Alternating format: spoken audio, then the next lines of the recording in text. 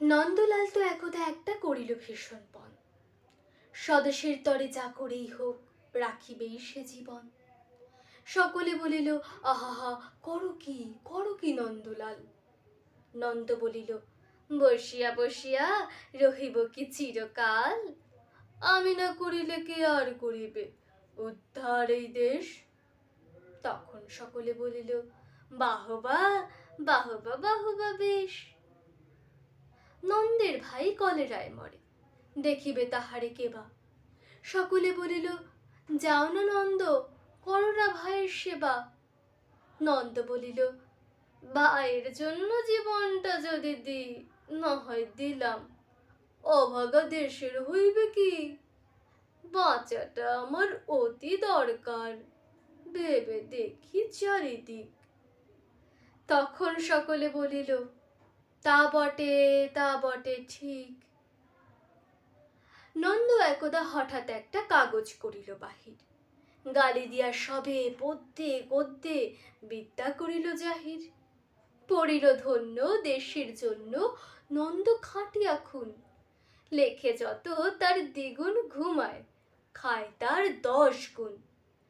খাইতে ধরিল লুচি ও চোকা, সন্দেশ থাল থাল। তখন সকলে বলিল, বাহবা বাহবা নন্দলাল।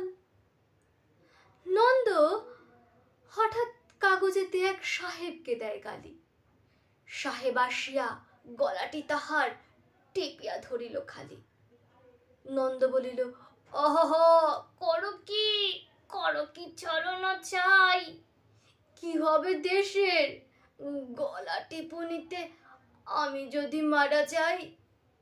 বলো বলো কবি ঘত, নাকে দিব খত, যা বলো করিব তাহা।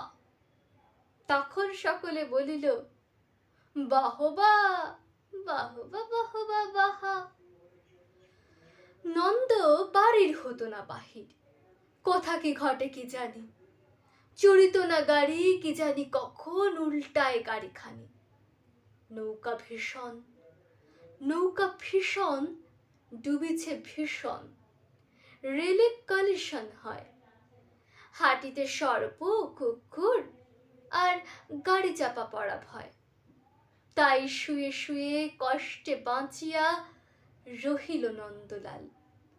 সকলে বলিল, ভেলা রে নন্দ, বেঁচে থাক চিরকাল, বেঁচে থাক চিরকাল।